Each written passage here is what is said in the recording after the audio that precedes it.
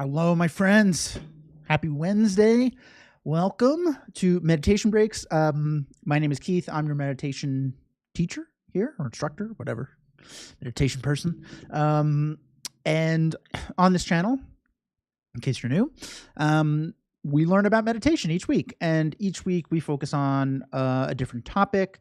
There's a lot of things you can do with meditation. Maybe we think that it's just about relaxing. That is a huge benefit of it, but there's a lot of benefits from meditation. So we like to spread it around a little bit. But even if you are brand new and you're like, hey, Keith, that's cool, but I don't even know the basics of meditation, I got you. We're going to start every session, every class with a kind of 101. What is meditation? How does it work? Why does it work? All those things that you're probably wondering. Those things that piqued your interest while you're here. So we will, for today, start with that, do a little introduction to meditation. Then we'll do a very short meditation together. Don't worry, won't be very long. You won't be sitting there for too long. And this is aimed at just kind of getting everybody a little familiar with,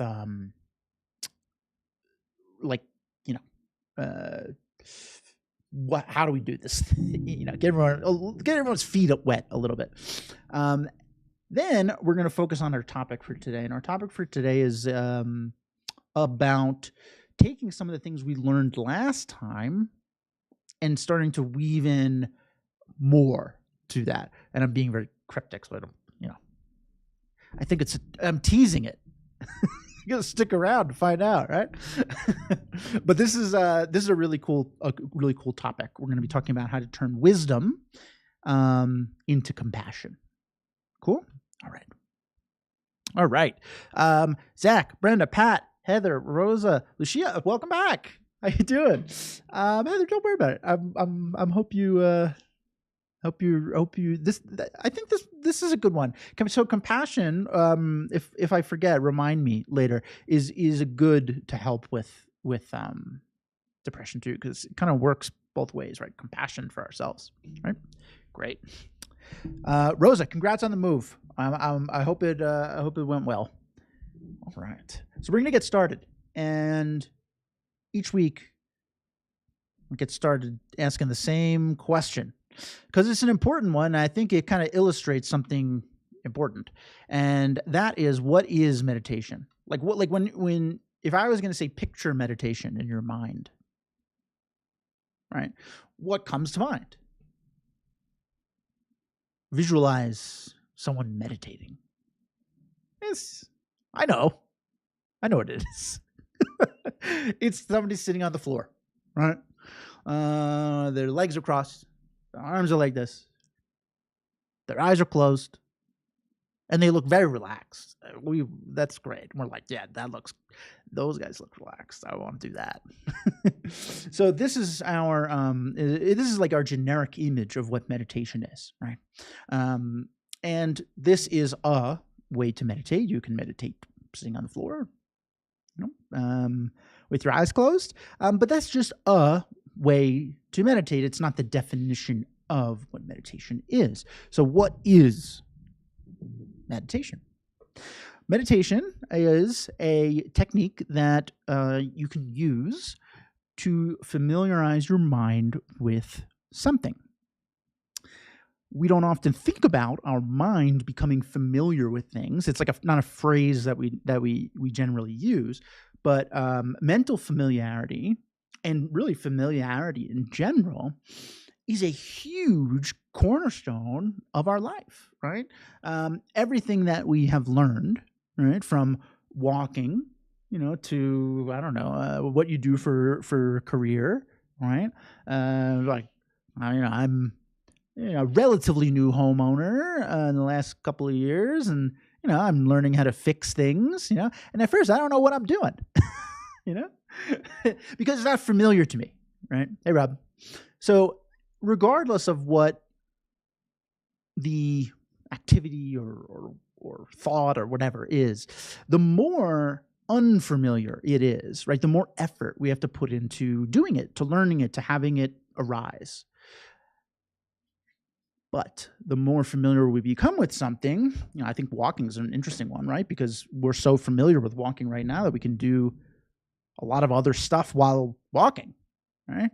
Talking on the phone, or thinking about stuff, or I don't know, other stuff you might do while walking, right? But it wasn't always that way, right? It wasn't always so second nature to us, right? When we were a kid learning to walk, it was really complicated. And even when we got the hang of it, it wasn't very graceful. Now look at us. This wonderful gait as we walk down the street. So all of this is to say that there is like a huge connection here between becoming familiar with something and it arising with less effort, becoming easier for you to do, becoming more natural, right, to you. And we can think of a million different like physical examples, right, like walking or riding a bike. But mental familiarity works the same way, even though we don't really think about it as such, right? So often people get into meditation to relax. And that's great. It's very good at that. But meditation isn't actually relaxing you, right? Meditation is teaching you to become so familiar with kind of the relaxed version of yourself. That awesome version of yourself that's very calm and not worried. And, we wish that was just us all the time. Yeah. Sound familiar? Right? That version is in us, right? It's come out. We'd like it to come out more. And the way that we do that is to become so familiar with it that we don't have to try as hard to be relaxed. It just kind of shows up more often in the same way that we don't have to try as hard to walk. We're so familiar with it, right? So meditation isn't relaxing you. Familiarity with relaxed you is relaxing you. And that's where meditation comes into play. So, this is all to say that the definition of meditation as a kind of like conduit of training yourself and to become familiar with something you want to be familiar with starts to show that meditation is way larger in what it's capable of doing than just relaxing, right? Cool. So, unfortunately, works both ways. All right, this little superpower we have of familiarity. I got into meditation for anxiety, like clinical anxiety. Recently, I've been having a lot of anxiety again, and which is it's not great. We don't like that. We don't like that feeling. But I, through the course of my life, being having dealt with anxiety for a long amount of time, like as soon as I have these feelings again, what happens? Oh no. Is this ever going to go away? Right? Like I thought I was done with this, right? Like these are the things that I'm thinking, right? I'm so familiar with being anxious about this particular phobia I have, that even just the slight thought of it, right? It starts to trigger those feelings again in my mind, right? So familiarity is powerful, right? Our mind being familiar with things is powerful, right? And so we want to train our mind to be familiar with all that good stuff, right? Because right now, maybe the scales are like, personally, I'm a little bit more probably familiar with being anxious than being really patient, right? So we want to start to tilt the scales. And the way that we're going to start to do this, or one way, is with meditation. So how do we go about and actually do this thing, meditation? Like this is all well and good, but I'd like to be relaxed, Keith, but how do I do it? So when we're first getting started, very often we'll be introduced to meditation with breathing meditation. And all breathing meditation is meditating with your breath being the focal point, right? So we can have a meditation where anything's the focal point, but breathing meditation, our breath is the focal point. And it's a really good way to get introduced to meditation. And actually, it's it's almost like it feels like it's like a kind of early type of meditation, but I think it's really one of the more advanced ones too, because it's teaching you such an important concept. It's teaching you that, hey, I don't need all these specific conditions in order to do this, right? I don't need to go on a retreat by myself, right? I don't need to go to that beautiful lake that's a half hour away to meditate, right? To relax. All I need is my breath and a little bit of, time, right? So this is a really interesting way to look at breathing meditation. And when we do, it starts to feel like this is kind of the pinnacle, which, I mean, it kind of can be, right? So we're going to start with a little breathing meditation. And if you want to be like more technical about it, this is called single-pointed concentration, right? That's what meditation is. We are single-pointedly concentrating or focusing on one thing. We're focusing on one thing so exclusively that what happens? There's no room for the other stuff, right? Similar to if you've ever been in the zone at work or something like that. You're working on a project, right? Lose track of time. Maybe you forget to eat. Maybe you're really annoyed by like the noises around it, but those kind of just fade into the background, right? So when we're very like exclusively focused on something, there's not a lot of room in our mind for other stuff, right? And all that other stuff, hey, worry about work. Hey, you got to do this later. Hey, what's that sound? Hey, I got an itch on my knee. All those distractions, right? They make it hard for our mind to relax. Who could blame our mind? Hey, we got imagine a million different people being like, hey, over here. Now look over here. What about that? Go on, slow down. So we are going to use this technique intentionally, single-pointed concentration, to fill our mind with one thing. So much so that the other things start to fade, and we're going to just pacify the busyness in our mind a little bit. We're going to relax, right?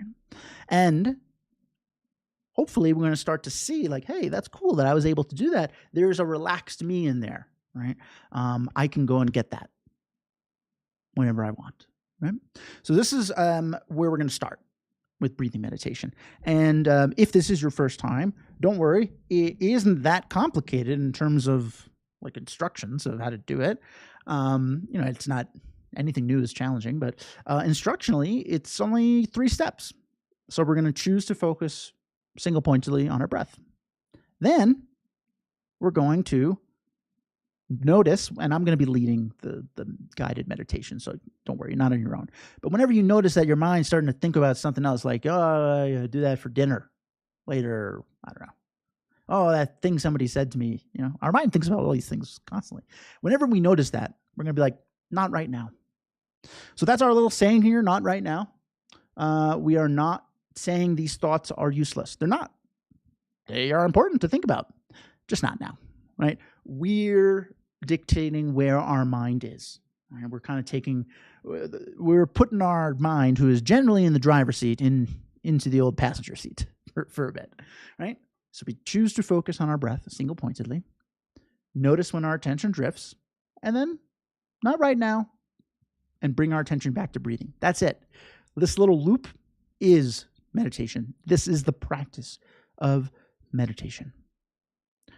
The goal here is not to never get distracted. Your mind thinks. That's what your mind does.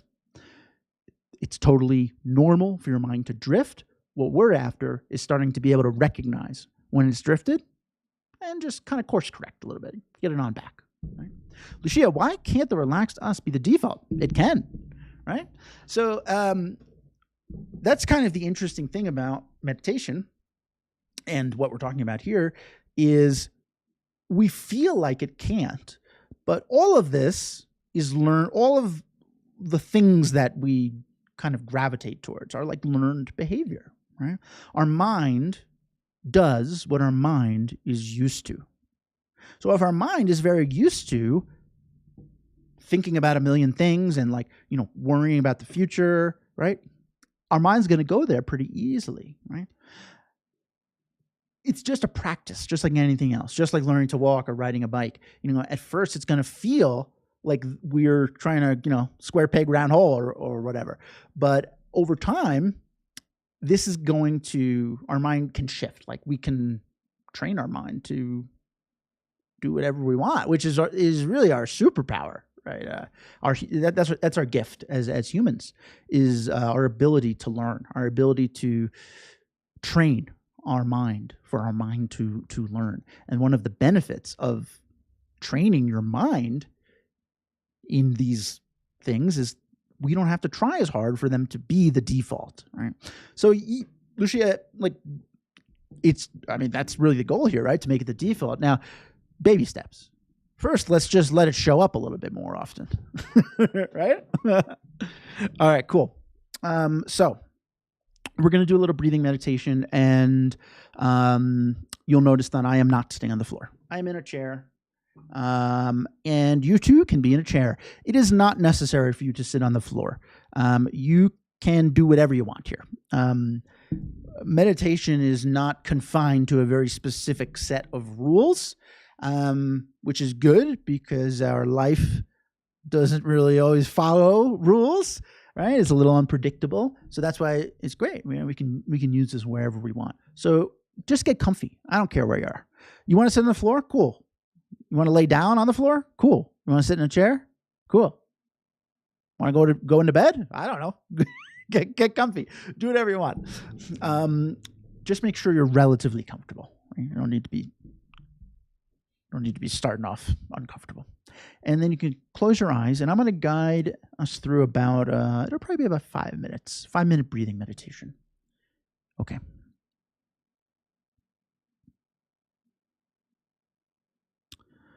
Whenever we start a meditation,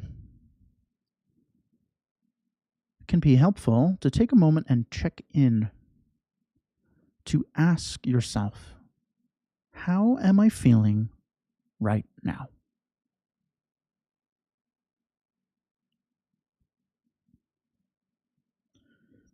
Maybe you're tired from a long day. Maybe you're energized, excited about something. Happy, melancholy, whatever it is, whatever you're feeling is perfect. We're not doing anything about it. We're just noticing. Practicing noticing what our mind is up to.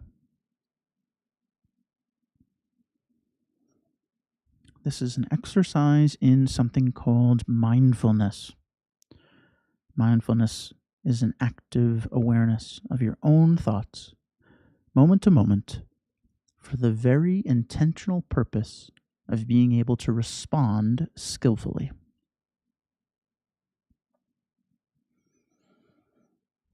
So how are you feeling right now?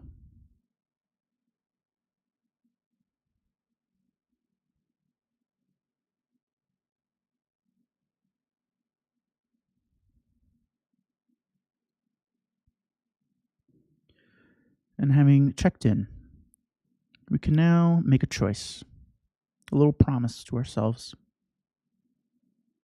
a promise to focus single-pointedly, exclusively on our own breath for the next couple of minutes.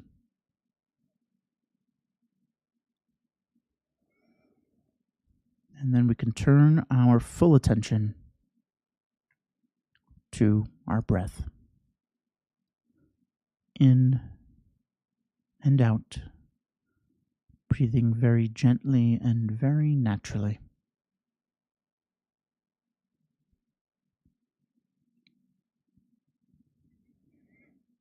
You don't need to change anything about the way you normally breathe. No need to take big, deep in-breaths. No need to forcefully exhale air. However you normally breathe, whatever comes natural. That's what I want you to do. In and out, very gently, very naturally.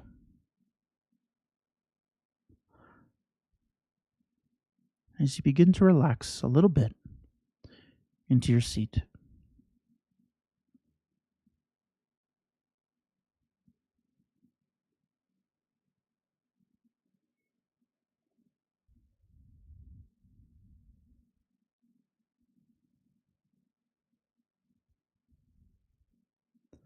At some point, you will undoubtedly notice your attention drifting a bit.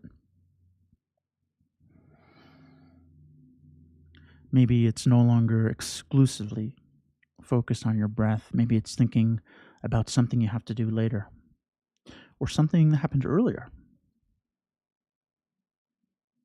Whenever you notice that your mind has drifted in this way, we can just say not right now to those thoughts.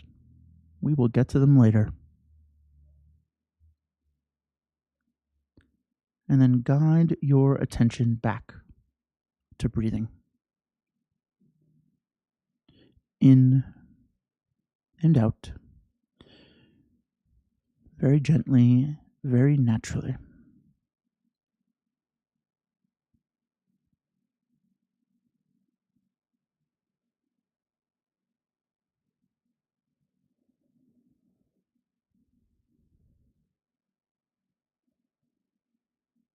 We are single-pointedly focused on each moment of each breath. What's it like to follow each moment of your breath?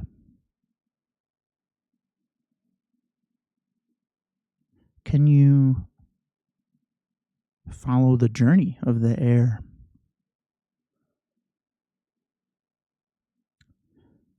When you breathe in, can you follow that air?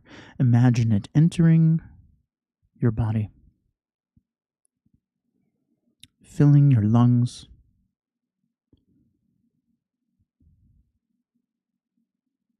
Can you feel your chest expanding?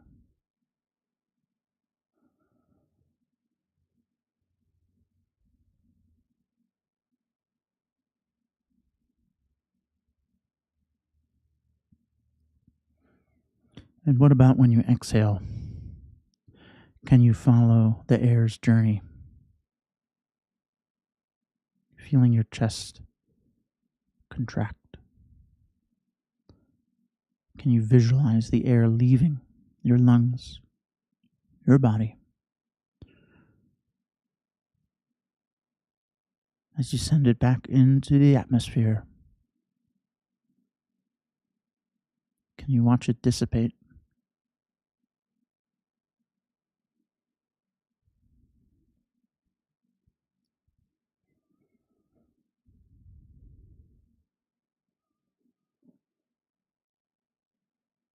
A moment-to-moment interest, fascination, a recognition of the beauty of breathing in, breathing out, very gently, very naturally, as you begin to relax a little bit more into your seat.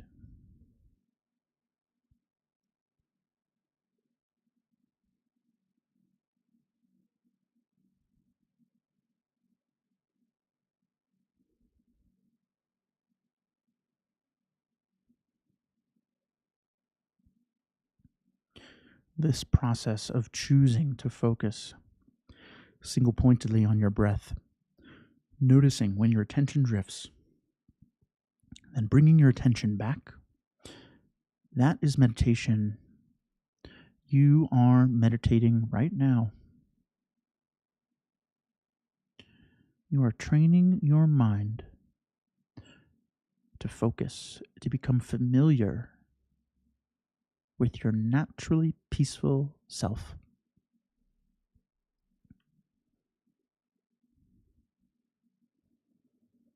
You're training your mind to pay attention to the things that you want to pay attention to.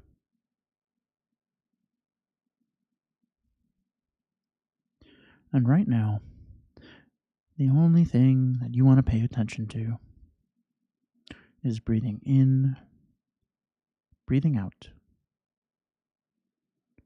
very gently and very naturally.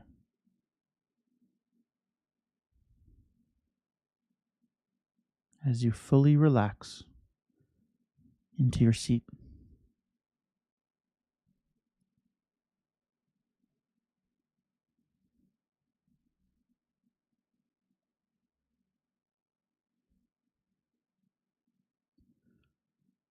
So just for the last few moments, just enjoy sitting here, breathing. No need to think about anything. Just take a little time for yourself.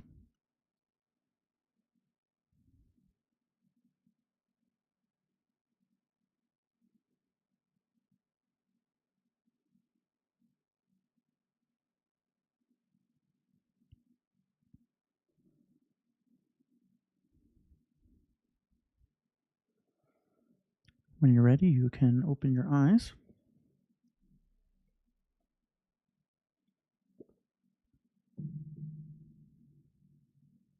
Hello. Welcome back. So that was a pretty straightforward breathing meditation. 3 steps, right? Now, just because something's 3 steps, that's, doesn't mean it's that easy, right? Maybe you noticed your mind was really busy. Of course, right? So this is not a usual thing that we do, right? We don't usually check in with ourselves, right? We did that. We don't usually kind of intentionally try to focus on one thing and then like pay attention to when we're not, and then like come back. Like usually, like our day is just like we're doing stuff, and so our mind is just on its own. It's doing stuff. So when we try to tell our mind, hey mind, let's focus on one thing, our mind's like, I don't know about that. There's some resistance, and the only kind of difference between somebody who is maybe finds this easier than someone else is just time, practice, right? It's just it's a practice. It's just like anything else. Learning to ride a bike, learning to walk, right? Eventually this will become so familiar to you, right, that your mind's like, oh, we're doing the old single pointed concentration thing. Okay. Here we go, right? So it's a practice. Be patient with yourself. This is kind of the takeaway from that, right? Our mind has a mind of its own. I like to think of our mind as like a pet, and we're the pet owner, and we're not always the best pet owner, right? And so we've been kind of letting our pet jump on the couch for X number of years, and then one day we're like, I don't really want you doing that anymore, and and our mind's like, hey, what? Like I've always done that. So as the pet owner, it is our job to kind of train our mind a little bit, to kind of take back ownership of our thoughts. Right? And that's one of the really wonderful benefits of meditation, right?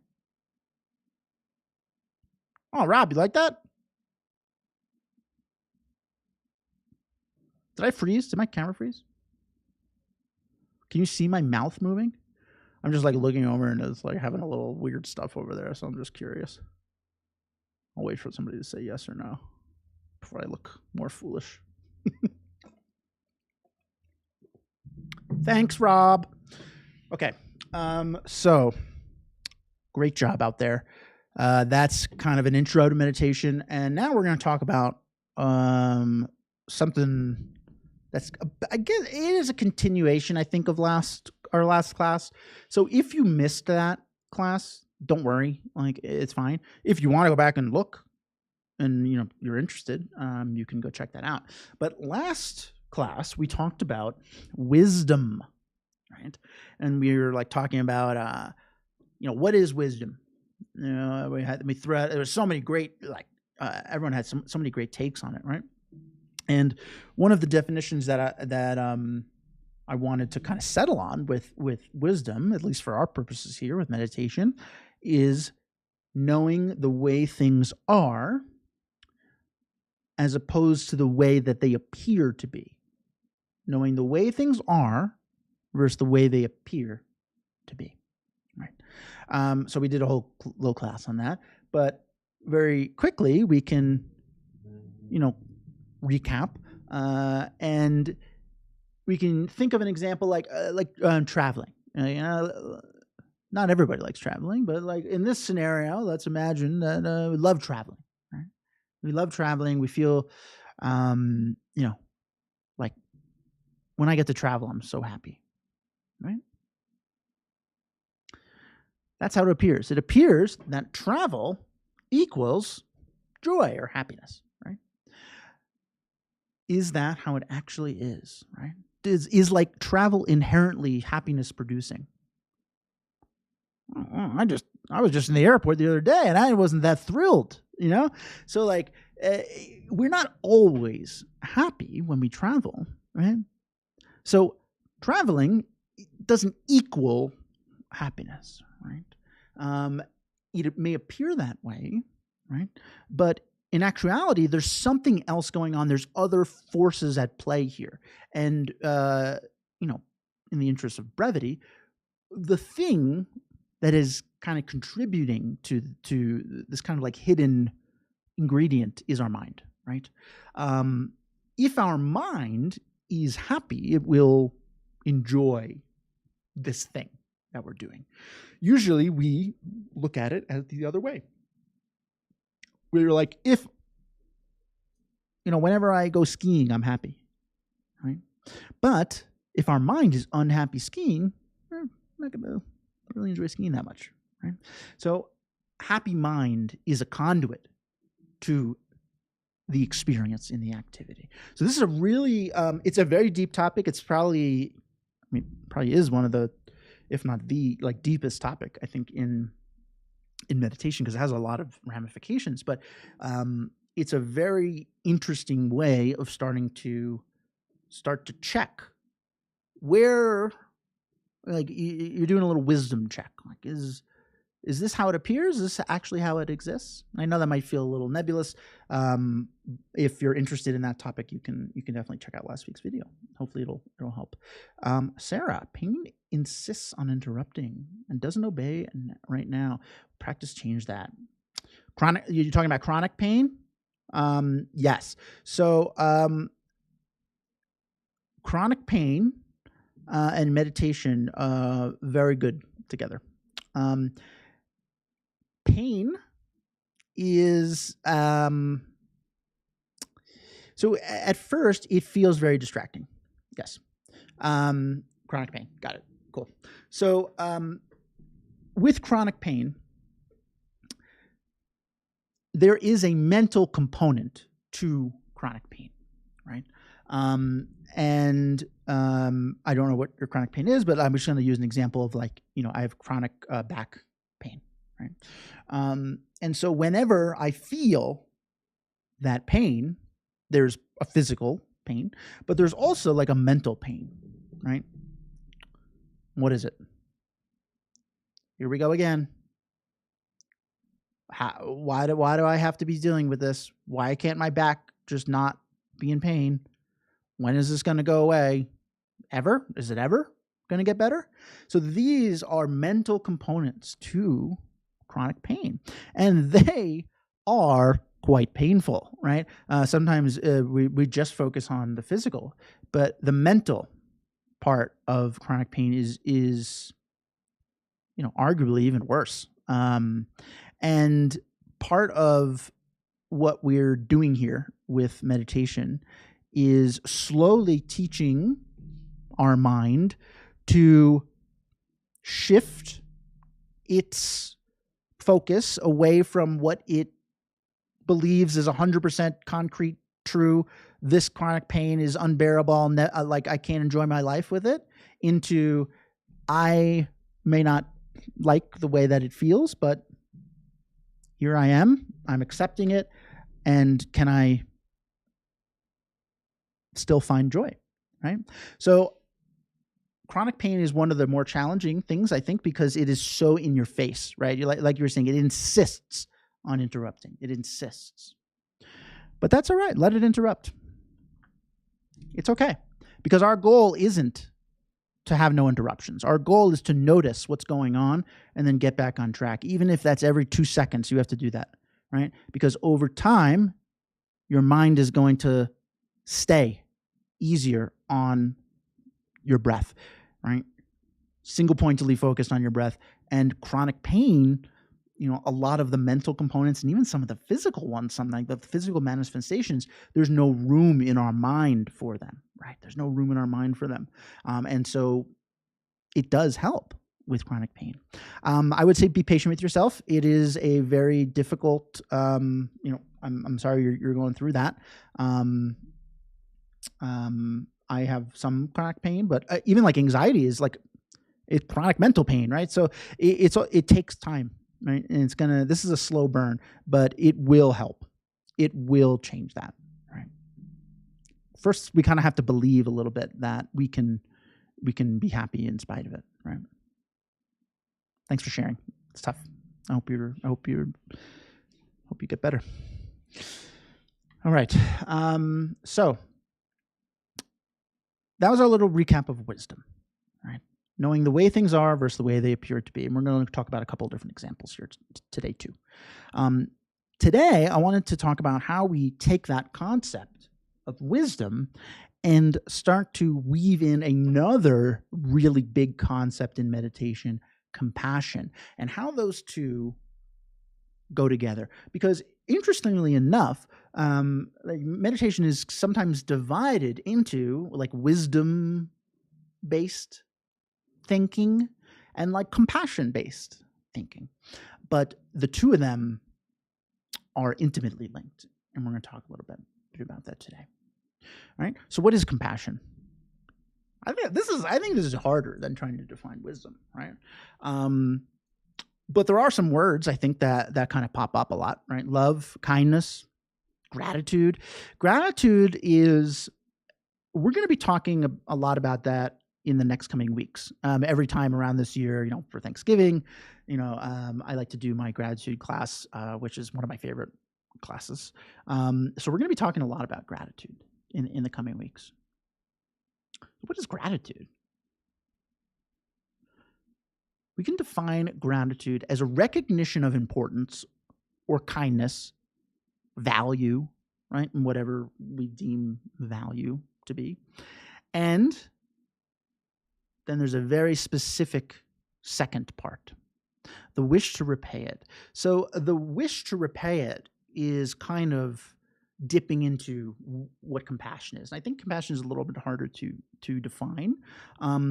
I like to think about it is like this feeling, this wish to help or to give. Like there's a wish to repay kindness with kindness, right? And for our purposes today, because compassion is a huge topic, and we're going to be talking a lot about it in the next coming weeks, I want to focus on thinking about compassion triggering, like this, whatever we define compassion. We all kind of have that feeling of like, oh, I think I know what that means. Like, I want to focus on compassion triggering when the balance of self and other, so I and not I, right? Self and other shifts away from self a little bit. Right? So again, this is a pretty big topic, right? And I think sometimes with like we can use like some analogies to like kind of hit home at what we're getting at, right? So let's imagine a scenario that is not great. We wake up and I don't know, this is kind of old timey. We go outside, we're going to a mailbox, got our coffee, we're in a robe. I don't know. whatever, it's early morning, we're barely awake. And we go outside and we're drinking our coffee, and we do like a double take. We spit out our coffee because our car, which is normally in our driveway is not in our driveway. It's gone. And so after a little bit of deduction, we realize our car has been stolen. Right? So what are our feelings when we realize this? We're pissed. We're angry. How could this happen? We're nervous, right? How am I going to afford a new car? I can't get to work. Like, what happens if I get, like, the rabbit hole of anxiety, rumination, worry, anger, it all kind of would surface, right? Okay. Sorry to make you go through that. Rewind. We're coming outside. We got our coffee, drinking, and we go get our mail. And two people walk by. They're kind of strangers, they're just in the neighborhood. And we hear one of them say, yeah, and then their car, their car was stolen. Yeah, what do we think? Like, what's our reaction to that? Might not even hear it. Sometimes we're not even paying attention. If we did, probably the furthest we would go with a stranger's car being stolen is, oh boy, that sucks. Right? Sometimes we'd even say, glad that didn't happen to me. Right? Glad that didn't happen to me. Right? Which is a very powerful, if we think about what we're implying there, we are happy that they're suffering and not us. Right? So, these two examples, the situation is identical. A car was stolen. A car was here, and now it is not, right? So what's the difference between the first example, which was so punishing and acute to us, versus the second, which, at best we kind of just, say, oh, that's terrible. What's the only difference? The first one happened to us, right? Self and other is a huge focal point in meditation, happiness, compassion, right? Kindness, because we have this kind of instinct that our problems, our happiness is paramount to other situation, others' happiness. One affects us personally. Yes, exactly. I, right? So,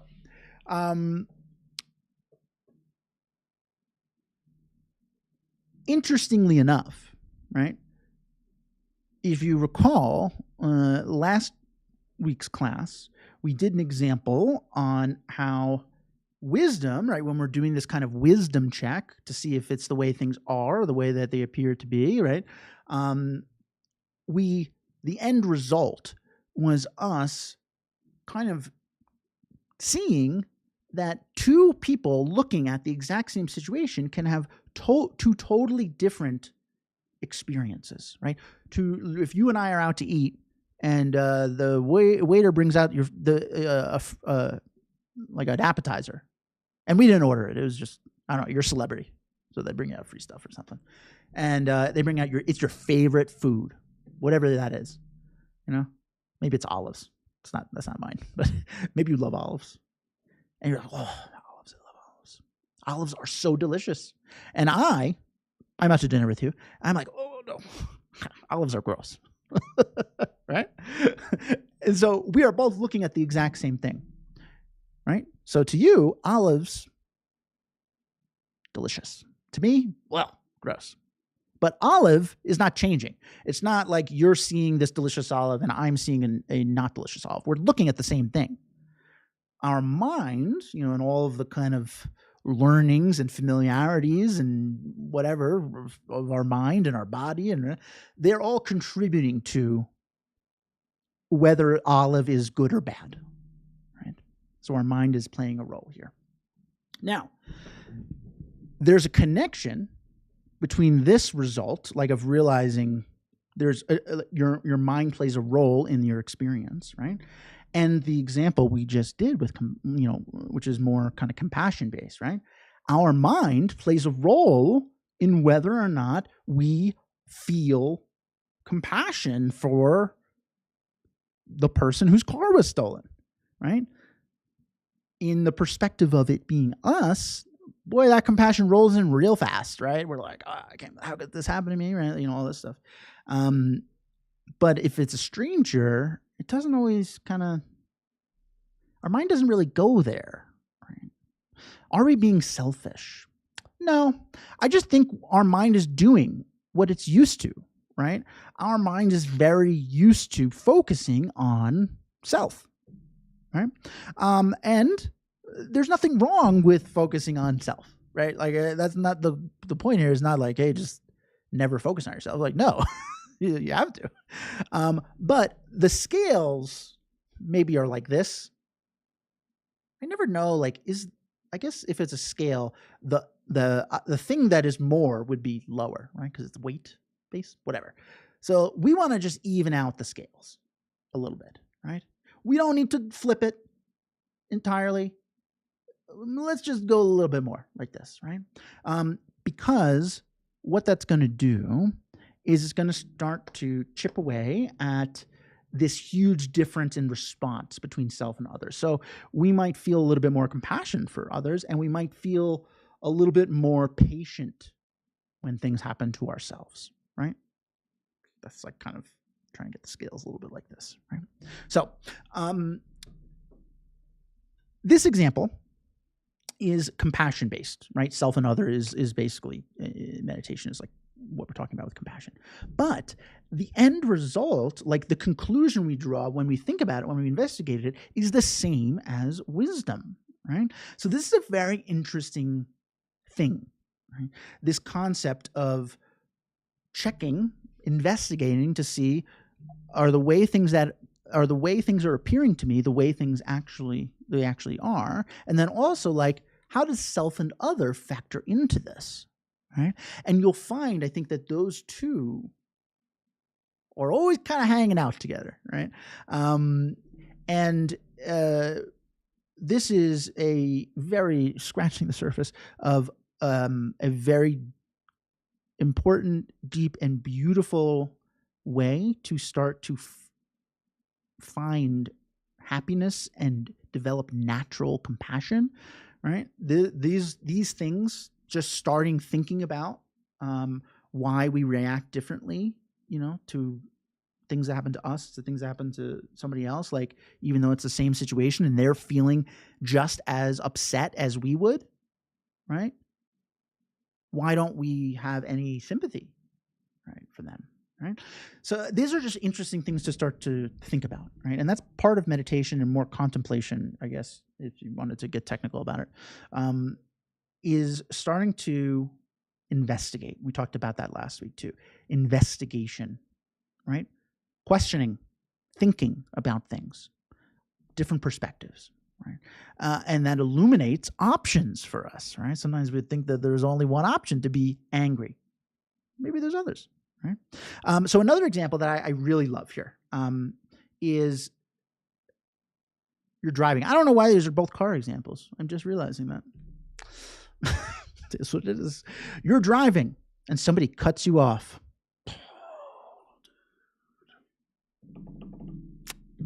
What do we say? What a jerk. Hey. Hey. I'm yelling at the guy. What a jerk, right? They cut us off. Now, if we cut somebody else off by accident, and they start yelling at us, jerk, like, hey, well, sorry, it was an accident, right? But when the roles were reversed, we're like not tolerant of that, right? So self and other are playing a role here, right? The difference in response between self and other contributes to the experience, right? Also, like if we're looking at it more of like straight kind of like wisdom based, this person appears to be a jerk, they've cut us off. Is that actually true? Are they a jerk? Maybe they're rushing to the hospital to visit somebody. Maybe, I don't know, they're late for work and they're worried. Like, we don't know what is they're going through. We're assuming that they're a jerk because they did this, but in all likelihood, it might just be an accident, right? And yeah, like, we should pay attention when we're driving and be mindful of that. But we've all been there, I guess is what I'm saying, right? So we can see how this little investigation into appearance versus actuality does allow some opportunities to let compassion flourish, right? Because thinking about this person as not a jerk, like, hey, maybe they're, maybe something's going on. They're like rushing to go somewhere. I hope everything's okay. Like, oh, that's a very different way of thinking about this, right? Like, so this is a little bit more compassion focused than what we might have had, right? So mind shift, right? Lucia, or sometimes we have more compassion for others and less for self. Yes. So this goes both ways. This is why self and other is so interesting, because I'll use my own problems. So I have a phobia or anxiety about itching, right? And you're probably sitting there like, itching?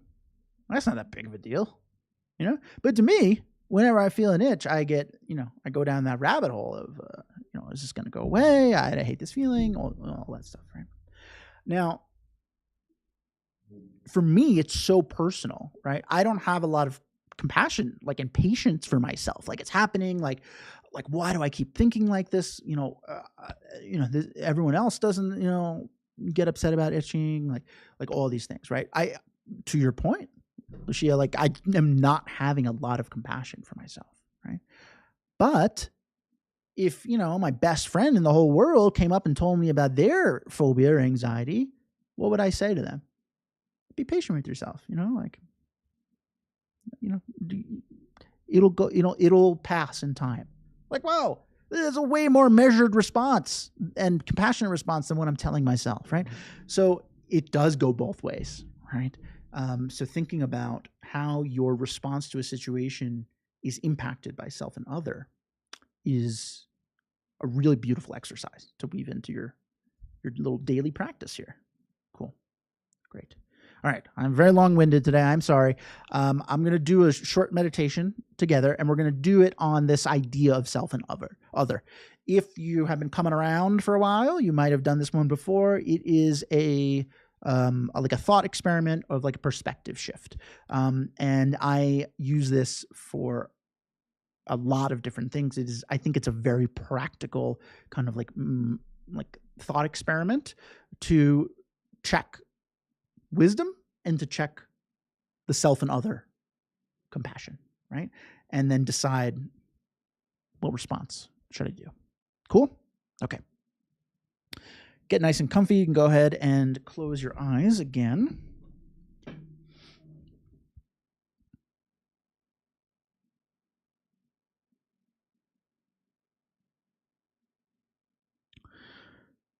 And just take a moment and check in. How are you feeling now?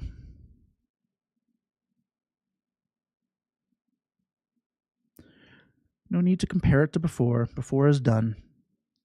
Just observe how you're feeling in this moment.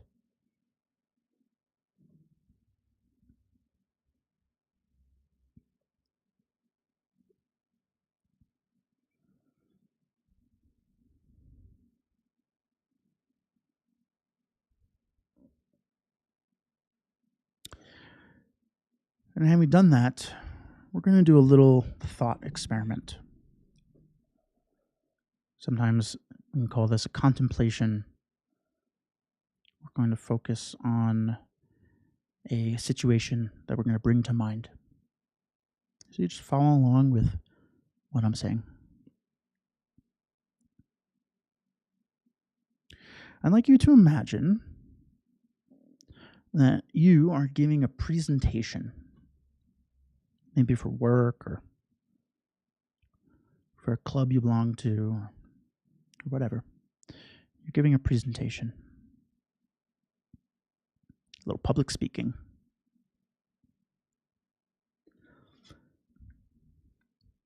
And while you're giving your presentation, you make a mistake. Maybe you say an incorrect word, or you forget what you were talking about, and there's kind of a little bit of a long pause that feels like an eternity. You probably can think of a situation where this has happened.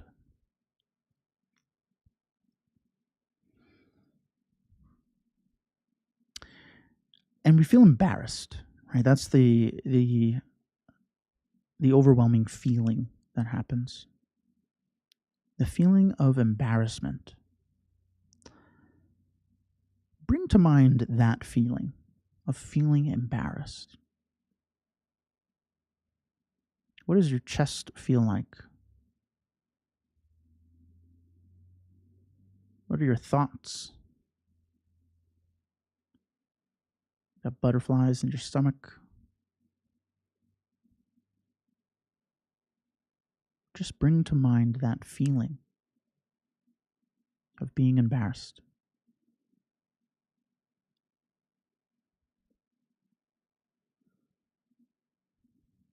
It doesn't feel very good.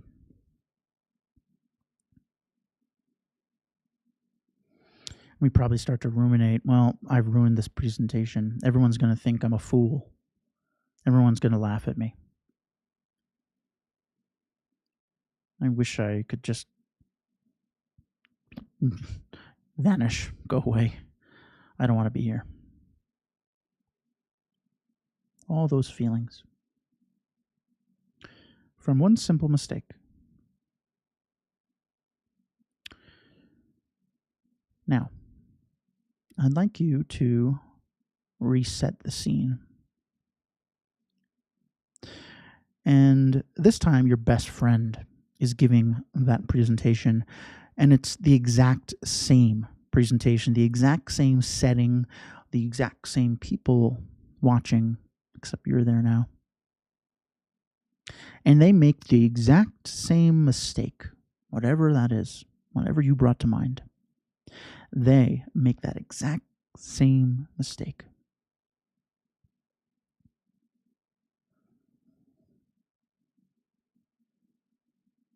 And we can see on their face that feeling of embarrassment.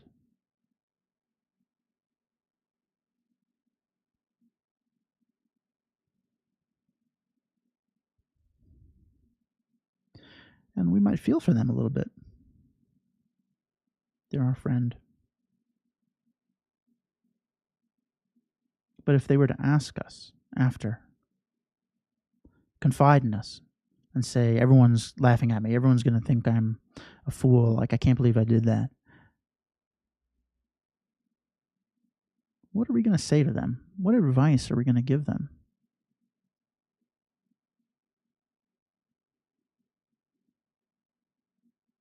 It's probably something pretty compassionate.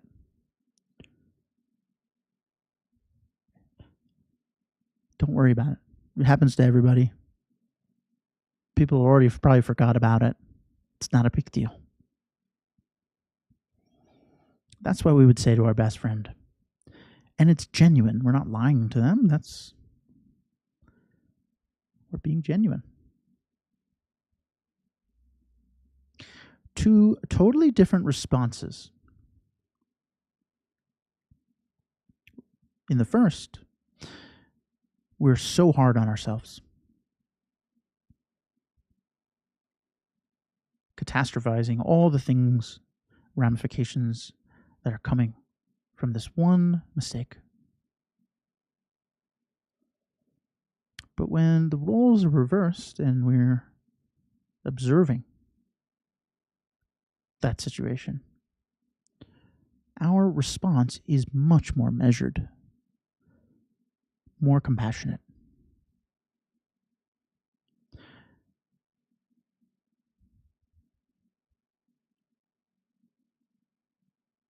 So which is true? Which is the better response? The one you give your friend?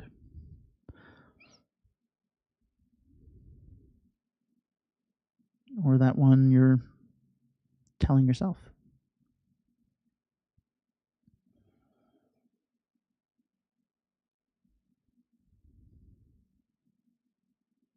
Two totally different responses to the exact same situation.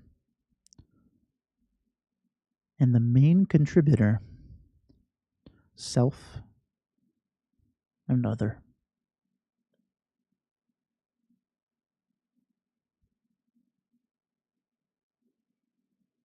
By equalizing self and other a little bit, we can begin to see that there are options, different perspectives, perhaps more measured responses.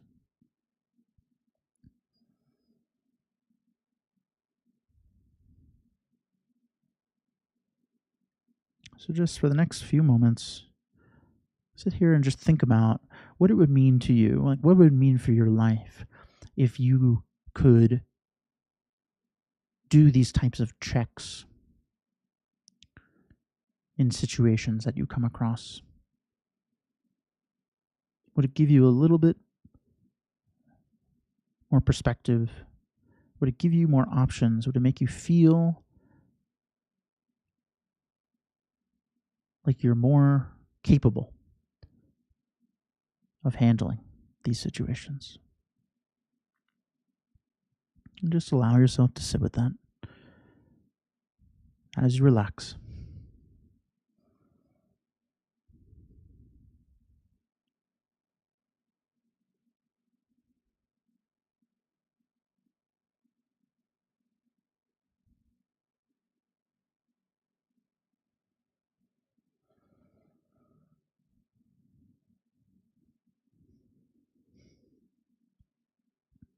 Okay, when you're ready, you can open your eyes.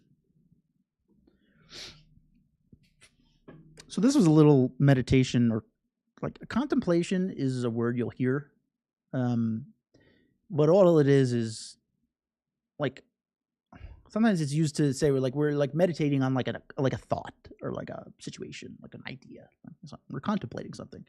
So in this case, we were contemplating single pointedly. So like that's the goal. It's still meditation. We're focused on this thing that we're thinking of. We're conjuring this kind of like image in our mind, this situation, which probably has happened to us before. And we can see, even just by thinking about this, there's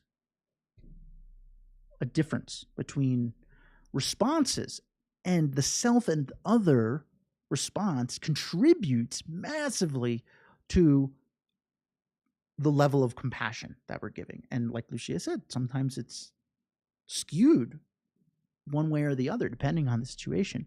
But we want to make the balance a little bit more here, right? So if we're really hard on ourselves, maybe this will help us be a little more patient with ourselves. If we kind of don't think too much about others, problems, maybe we start to think about it a little bit more. Cool? Cool. Thank you for staying a little late. Sorry. Hope you had a good time. If you did, I encourage you to come back next week. I forget what the topic is next week. Good for me. I actually plan them out. Usually I don't. But we're going to be doing a lot of talk on compassion, and gratitude is going to be a big one. And it's like my favorite class to teach. So definitely come around for that one. So if you did enjoy yourself, I do encourage you to come back. Thank you to anyone who decided to subscribe to my YouTube channel during the live stream, or anyone who chooses to do so later, or anyone who has done previously. Really means a lot to me.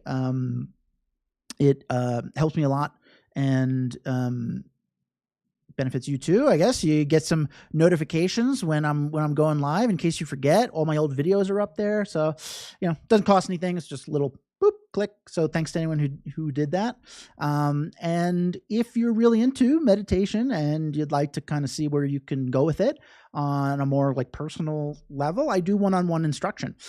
So that's an option for you if you're interested in it. All my classes are virtual. Unless you're in the Denver area, then we can hang out. But if that's interesting to you, just email me and we can find a time. My email is keith@meditationbreaks.com. Okay. I think I've spelt everything correctly. Oh boy. I always get nervous when I have to type that. I go like, am I gonna mess this up? Thank you guys. Thanks for all the kind words. Thank you guys for being here. I really love teaching, and I couldn't do that without you. So it's a little gratitude from me to you for taking time out of your day. And hopefully I see you all next week. And have a great one. All right. Take care.